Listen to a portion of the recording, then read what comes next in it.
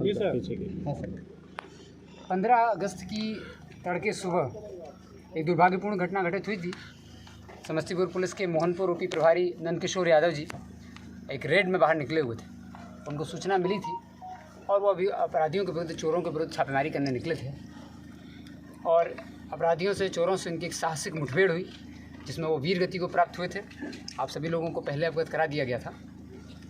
उनकी वीर गति के पश्चात तुरंत इसमें FIR दर्ज की गई और जो भी हम लोगों का राजकीय सम्मान के साथ आगे कार्यक्रम होना था वो किया गया और फिर FIR दर्ज कर करके इस घटना का खुलासा और इसके लिए 3 टीम बनाई गई थी। 3 SIT गठित की गई थी। SDPO दल सिंह सराय, SDPO सदर, SDPO पटोरी के नेतृत्व में और एक बेनिफिट्स के लिए DSP हेडक्वार्टर के नेतृत्व में 3 टीम हम लोगों ने बनाई थी, जो कि इस पूरे घटनाक्रम का उद्भेदन और परिवार को जो त्वरित न्याय, त्वरित बेनिफिट मिलने हैं उसके लिए कार्य कर रही थी और इस पूरे गैंग को हम लोगों को समझना था।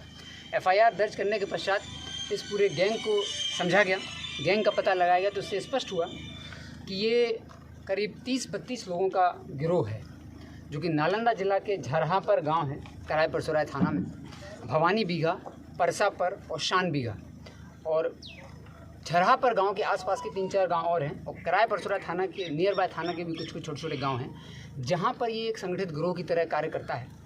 और इसके शुरुआत में हम लोगों को 1 या 2 अपराधियों के बारे में जानकारी थी, चूँकि SHO मोहनपुर ओपी स्वर्गीय नंदकिशोर यादव जी स्वयं इसमें कार्य कर रहे थे और उनके द्वारा भी 1-2 चोरों का पता लगाया गया था। फिर हम लोगों ने SIT ने पूरे इस गैंग को पता लगाने का प्रयास किया तो स्पष्ट हुआ कि ये 30-32 लोगों का एक गिरोह है जो इस तरीके से कार्य करता है। तो सबसे पहले इनको चिन्हित करने की कार्रवाई की गई और उससे स्पष्ट हुआ कि 4-5 गाँव हैं जिसके लोग हैं और ये लगातार भैंस चोरी का कार्य करते हैं। इन 30-32 लोगों में से जो कुख्यात 10 थे उनको हम लोगों ने आइडेंटिफाई किया था और अपनी SIT को 10 दिन 10 अपराधी का एक लक्ष्य दिया गया था।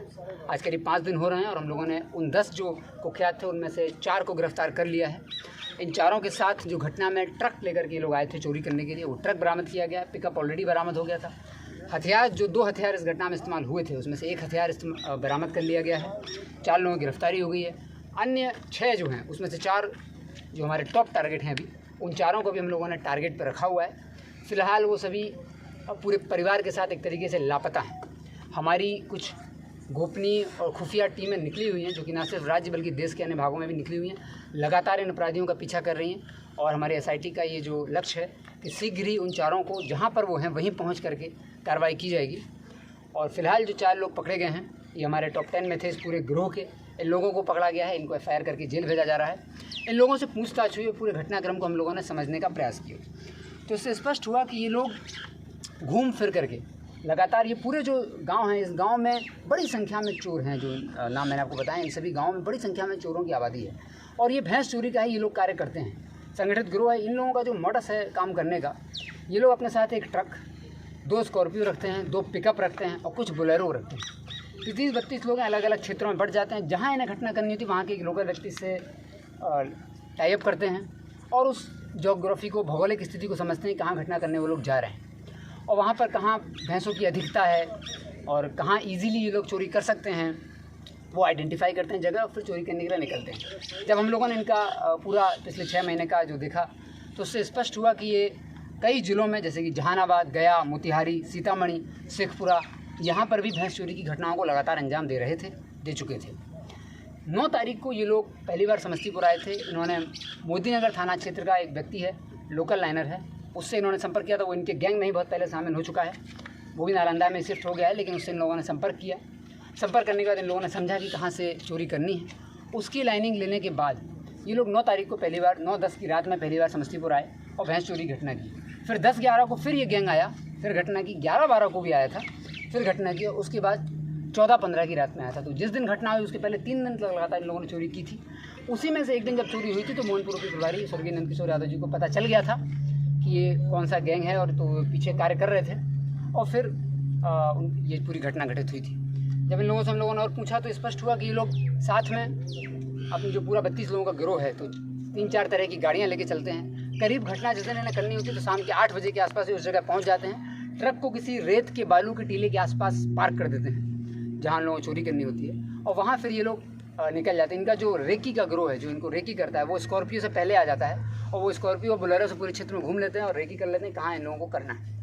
और घटना करने के लिए लोग पूरी प्लानिंग करने के बाद पिकअप में खुद चढ़ जाते हैं और जो ट्रक रहता है उसको बालू की टीले के पास खड़ा करते हैं, बालू पर भैंस को चढ़ा देते हैं और उससे मिट्टी के ठेले से चढ़ा करके सारी भैंसों को जो है वो अपने ट्रक में चढ़ा करके ट्रांसपोर्ट करके भेज देते हैं और स्वयं पिकअप में शामिल होकर और अन्य वाहनों में जो बोलेरो स्कॉर्पियो लाते हैं उसके थ्रू ये लोग रश कर जाते हैं। तो लगातार इन लोगों ने 3 दिन घटना की थी।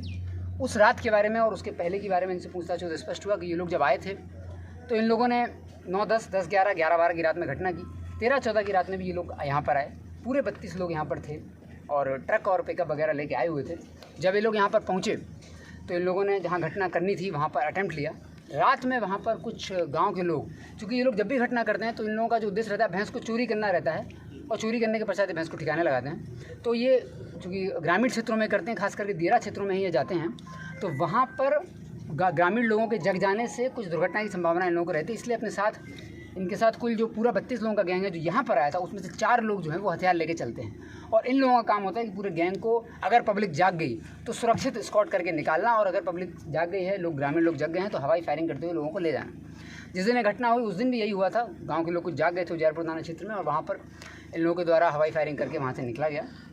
SHO को सूचना मिली थी और जब SHO मोहनपुर OP के स्वर्गीय नंदकिशोर यादव जी लगातार पीछा इन लोग कर रहे थे, वो घटनास्थल जब इनको सूचना मिली तो वो आए यहाँ पर और जो इन लोगों से पूछताछ हुई, जो यहाँ पर घटनास्थल पे हम लोग इनसे पूछताछ किए हैं, उससे स्पष्ट हुआ कि SHO मोहनपुर OP ने जो चोर थे, चोरों के गिरोह का, उसकी संख्या का आकलन उन्होंने ठीक से नहीं कर पाया था। उनको लगा कि कम संख्या में चोर हैं और जब घटनास्थल पर वो आ गए, ज़्यादा संख्या में चोर थे, तो इनके द्वारा 2 चोरों को बहुत ही साहसिक तरीके से अपनी पकड़ में ले लिया गया था।